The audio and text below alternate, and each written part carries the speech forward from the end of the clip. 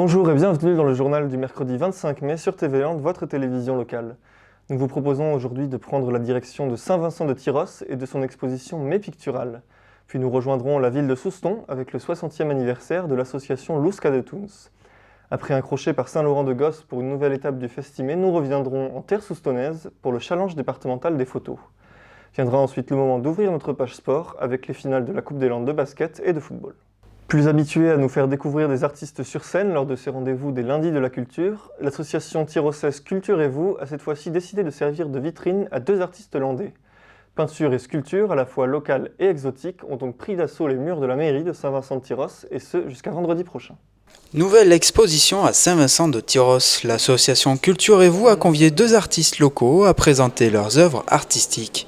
Avec le thème de marraine d'hier et d'aujourd'hui, l'occasion pour le peintre Miguel Echevarria de renouer avec le passé. J'ai voulu associer des choses et juxtaposer des événements, des choses que l'on trouvait autrefois, que l'on ne trouve plus maintenant, et que l'on trouve maintenant, évidemment, que l'on ne trouvait pas autrefois.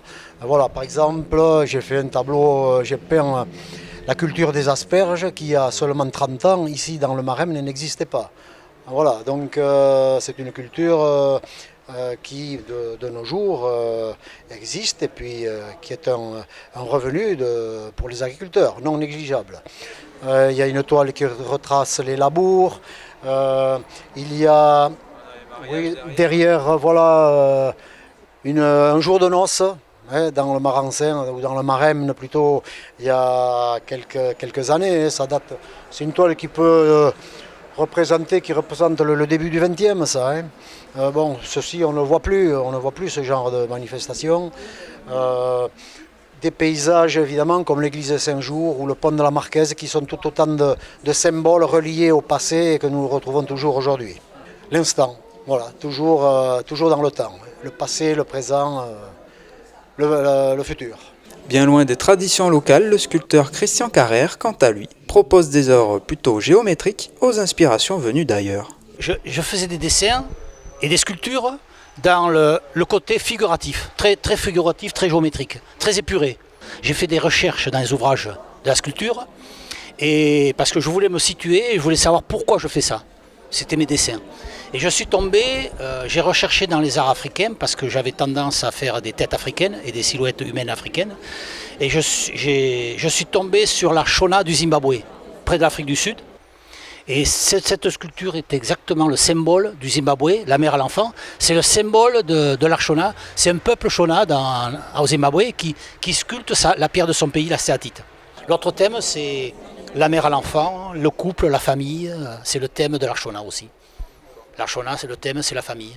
Et donc ça m'a permis, en regardant les ouvrages et l'histoire de la sculpture de la Shona, ça m'a permis de continuer d'approfondir cette sculpture.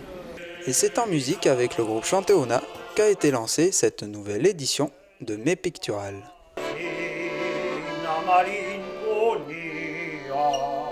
Association basée à Souston, mais dont l'art folklorique landais s'est exporté au-delà des frontières hexagonales, Lusca de Tuns fêtait cette année son 60e anniversaire. L'occasion idéale pour célébrer le chemin parcouru depuis sa création, mais également se réjouir de ses lendemains qui s'annoncent radieux. Échasse, musique et danse traditionnelle landaise, les Cas de Tuns ont fêté leurs 60 ans sous une ambiance festive et conviviale. À cette occasion, les anciens de cette association ont eu le privilège de remettre les pieds à l'étrier et se souvenir de quelques pas de danse. Et j'ai toujours essayé un peu de remonter sur les échasses, mais pour les 60 ans, c'est un peu difficile en ce moment-là. Le souffle et l'équilibre ne sont pas terribles. Ça sert énormément. Bon, voilà. Bon.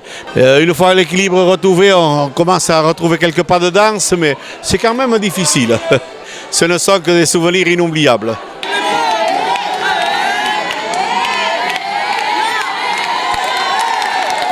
Eh bien, c'est très sympa. C'est très sympathique. Parce qu'on redécouvre les danses et on redécouvre les gens. Nous qui sommes partis du pays, ça revient. C'est la forme qui ne revient pas.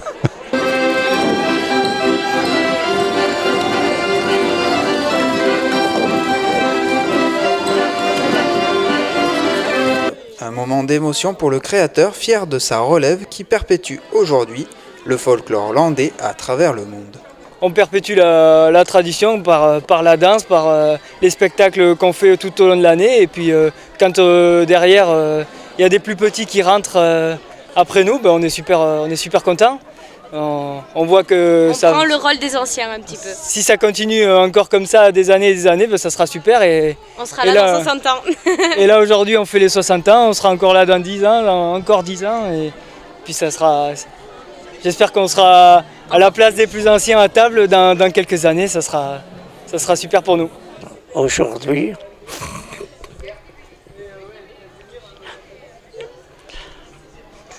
nous sommes fiers d'avoir eu des successeurs qui se sont occupés comme nous de représenter le folklore hollandais dans le monde entier et d'être le meilleur groupe à l'heure actuelle. Vive les Cas de Thun, vive Soustons. Oui, voilà.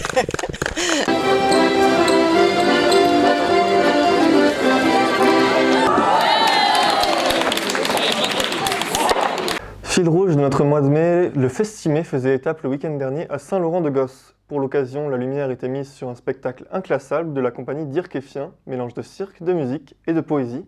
Découvrons sans plus tarder ce cocktail détonnant. Sol bémol présente deux âmes à la recherche de leur équilibre, l'un au piano, l'autre sur une échelle, sur un sol inconnu qui les confronte à quelques bémols. Une histoire pleine de poésie, une histoire de vie.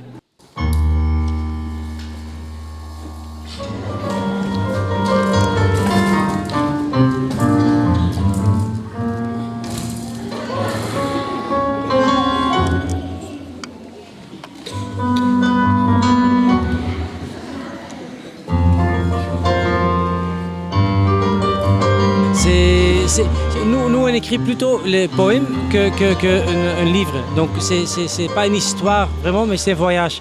Et on a commencé un petit peu dans l'histoire de notre vie. Donc, on voyage, on va de ville à ville, et on prend toujours notre bagage, les enfants, les spectacles, et on voyage. Donc, ce spectacle, c'est autour de ça. Quand on voyage, et pendant le voyage, on raconte les gens, les techniciens, les autres mondes.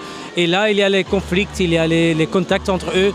Et c'est un peu ça, jusqu'à où on va, quels sont les respects entre nous. Et voilà, ça c'est un peu la ligne rouge de spectacle.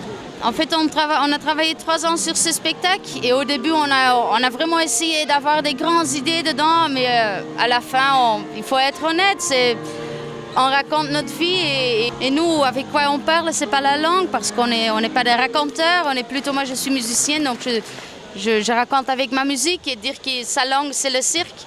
Donc c'est avec ces deux langues-là qu'on essaie à donner envie aux gens de nous connaître et de nous donner une place dans leur environnement.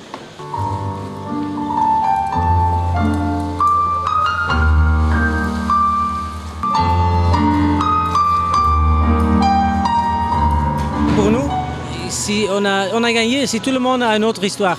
S'il voit autre chose, on a une grande ligne rouge, mais tu peux voir l'histoire en différents sens. Et ça j'aime bien. Tu peux nous voir comme les réfugiés, des gens qui veulent survivre. Et on arrive sur un lieu avec des techniciens, mais ça peut être n'importe qui. Ça peut être un technicien, mais les techniciens, et nous, on doit s'adapter. Est-ce qu'il y a de place pour nous, comme réfugiés, comme voyageurs, comme vagabonds, pour être ici et avoir une place? Et c'est un petit peu ça. Grue, poulie et technicien, l'aspect technique et mise en scène pour un voyage crescendo. En fait, avec le spectacle d'avant, c'était autour d'un piano à queue qui volait. Et on ne voulait jamais montrer le mécanisme, comment ça fonctionnait. Et maintenant, avec celui-ci, on avait envie de faire un spectacle où tout est visible et les gens peuvent venir voir d'abord nous. Et le lendemain, ils reviennent voir la technique, comment ça fonctionne. Et voilà, on ne cache rien. Alors que l'orage faisait rage à l'extérieur, le public venu nombreux s'est laissé prendre par ce duo magique. C'est super bien là quand il y avait comme une catapulte. Super, un peu suicidaire mais super. Je confirme, on a adoré. C'est impressionnant, puis là avec les éléments c'est juste magique.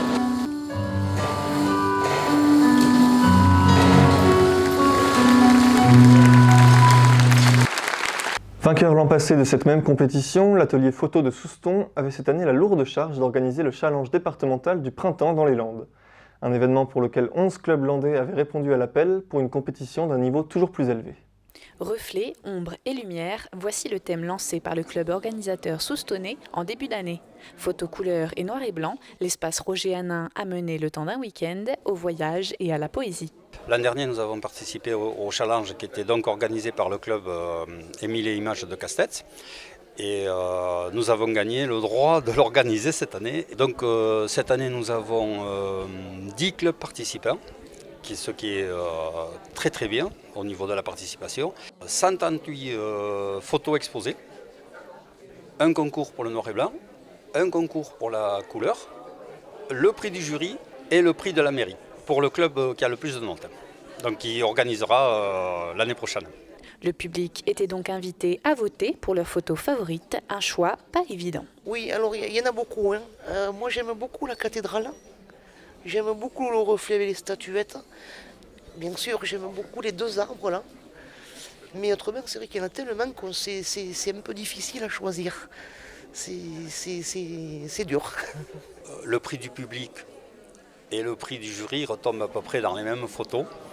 Donc ça prouve que tout le monde a été efficace dans ses votes, dans son vote. Et avec un tel thème, les inspirations étaient nombreuses et variées, les résultats en témoignent. Mais tous ont une chose en commun, le déclic de l'instant. Oui, c'est un déclic en fait, quand on se promène, on a un déclic, on prend en photo, enfin pour moi c'est ça, c'est l'instantané, c'est important. Voilà, moi en fait je me promenais à Tarnos sur la digue, il pleuvait, enfin le temps était maussade et il y avait une flaque, j'ai pris une photo, c'est vraiment instantané. C'est ça, c'est cette photo-là et puis souvent dans ces cas-là c'est la bonne. On est obligé toujours de faire des tris, même beaucoup de tris, mais puis la décision aussi finale est difficile parce qu'on a l'impression que c'est celle-là et puis après, un moment après ou le lendemain c'est plus la bonne. Ce qu'il y a de bien, c'est que quand on est dans un club, on propose des photos et on est tous ensemble, c'est une décision collégiale. Et par exemple, on présente 2-3 photos, il y en a une qui plaît davantage que l'autre. Après, c'est quand même nous qui avons le dernier choix. Mais c'est vrai qu'on nous aide à choisir. On n'est pas tout seul parce que les choix ne sont pas évidents souvent. Voilà. C'est assez compliqué même. Et le gagnant qui va organiser l'enrôlement l'année prochaine, bon, c'est un gros club, ils ont des moyens, c'est pas loin de chez nous, on pourrait y aller. C'est Dax. Et le club de Souston, dispensé du concours départemental, avait aussi organisé un challenge interne, rappelant ainsi que les concours photos sont avant tout le moment de se rassembler autour d'une passion commune. Ouvrons à présent notre page sport avec les finales de la Coupe des Landes de basketball. Exportées pour la première fois dans les arènes de Gamard-les-Bains, elles ont réservé aux heureux spectateurs des rencontres à haute tension. Point d'orgue de la soirée, la finale masculine entre l'ESMS et les hôtes de Dax-Gamard a tenu toutes ses promesses en termes de dramaturgie. C'est à domicile que l'UDG affrontait l'ESMS lors de la finale de la Coupe des Landes. De quoi augmenter la tension de ce match important. Et c'est pourtant l'ESMS qui prend l'avantage lors du premier quart-temps. On n'a pas été dans les consignes qu'on s'était données. Je pense qu'on a été un peu trop dans l'émotion, un peu de pression au départ parce qu'on est à domicile. Tout le monde nous attend, tout le monde veut nous faire tomber, ce qui est normal. L'UDG revient dans le match lors du second quart-temps et c'est d'1 point seulement que les Rouges et Noirs remportent la première mi-temps. Et du coup, le match était reparti à 0-0, mais bon, c'est 2 grandes équipes, c'est chiant d'avoir un gagnant et un perdant quand il y a une finale aussi serrée, mais c'est le sport, c'est comme ça. Lors de la seconde mi-temps, le jeu s'intensifie encore plus. Le score reste très serré. Et avec 81-81 à la fin du match, ce sont les prolongations qui sépareront les deux équipes. Avec 94-90, l'UDG sort vainqueur de cette finale. On est les gagnants, mais bon, le SMS a fait un grand match, on s'y attendait, il y a des gros joueurs en face. Quand on échoue de si près pour un trophée comme la Coupe des Landes, c'est très très difficile à rebondir, mais je crois que les joueurs, moi je suis fier de mes joueurs ce soir, vraiment pour la partie qu'ils ont donnée. Ils ont vraiment tout donné, les mecs, ils n'en pouvaient plus. Moi je voudrais féliciter le SMS parce que une Coupe des Landes comme ça, c'est quand même les 2 des 3 meilleures équipes de l'année dans les Landes qui se sont rencontrées. Au final, elle est pour nous, mais là j'ai encore du mal à réaliser. Mais je savais qu'on avait un match comme ça. Je le savais.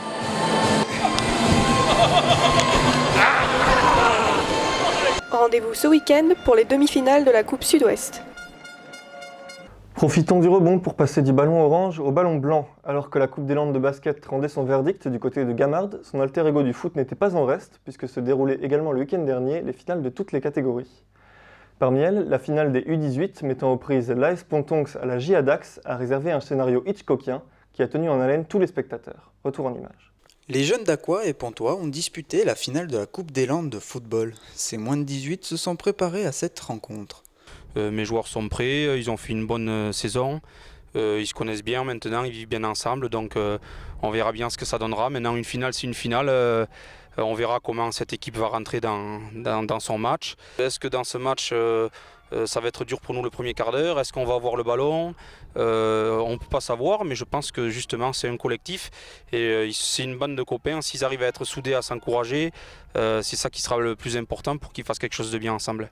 Il ne faut pas se mettre de la pression. Aujourd'hui, ça doit être que du bonheur, du plaisir. On est là aujourd'hui, on aurait pu être spectateur, on est sur le terrain, on est acteur. Qui se fasse plaisir, qui donne tout, qui lâche rien pour les personnes qui les ont suivis toute la saison, leurs parents, les supporters qui seront là, pour les deux clubs. Et puis à la fin, voilà, on va dire que l'équipe qui gagnera l'aura mérité et on fera un bilan dans 1h30, 2 heures. Les joueurs ont dû prendre en considération la chaleur présente ce jour-là. Il fait très chaud, donc il va falloir faire des rotations au niveau de l'effectif, servir du banc, gérer les efforts. Donc voilà, on espère avoir la possession pour pouvoir faire courir plus l'adversaire que nous.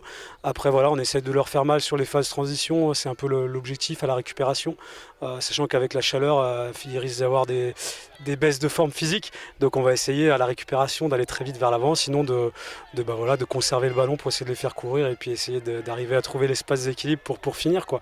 Donc j'espère qu'il y aura un beau spectacle. En tout cas, les garçons sont motivés, très motivés, et je dirais que le meilleur gagne, voilà.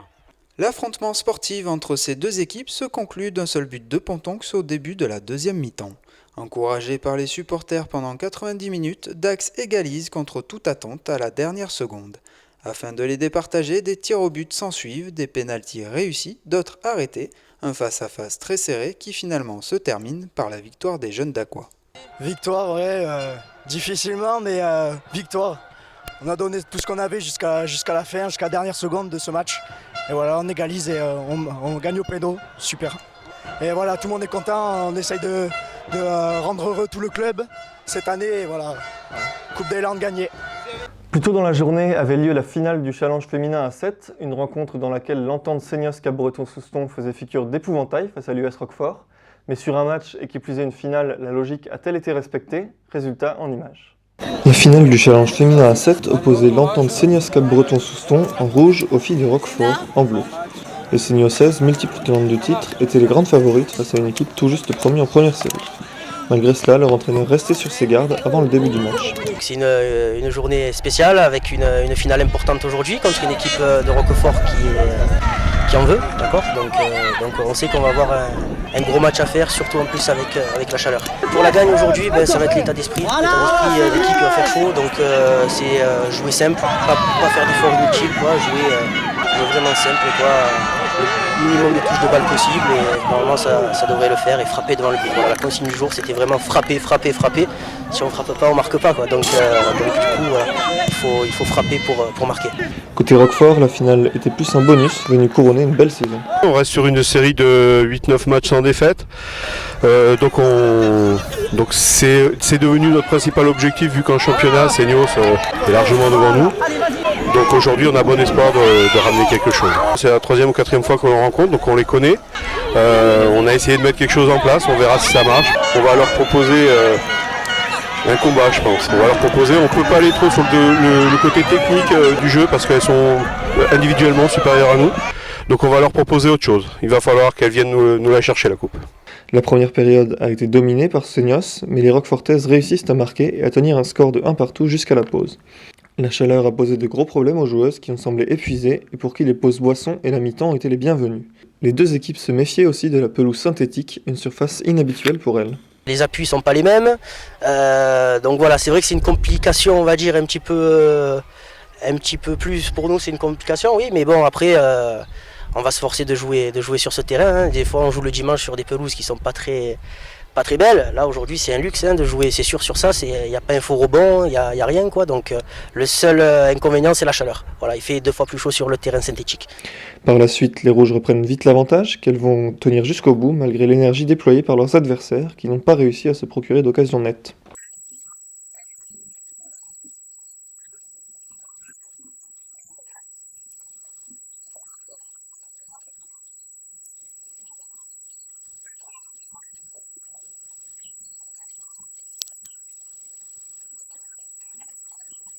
Après cette victoire pleine de maîtrise, les filles de Seniors Capbreton-Souston essaient déjà de se projeter sur la saison prochaine. Elles pensent même déjà à une nouvelle victoire dans cette épreuve.